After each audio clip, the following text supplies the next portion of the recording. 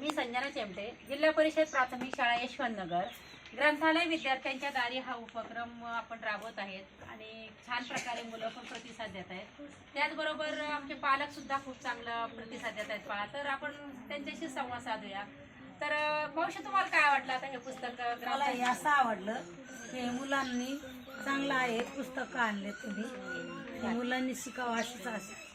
खूप छान, म्हणजे तुम्हाला पण चांगलं वाटलं की मुलांनी हे पुस्तकांचं वाचन नियमित करावं, हे तुम्हाला चांगलं वाटलं. मुलांनी वाचलंच पाहिजे आणि चांगलं काम करता येईल.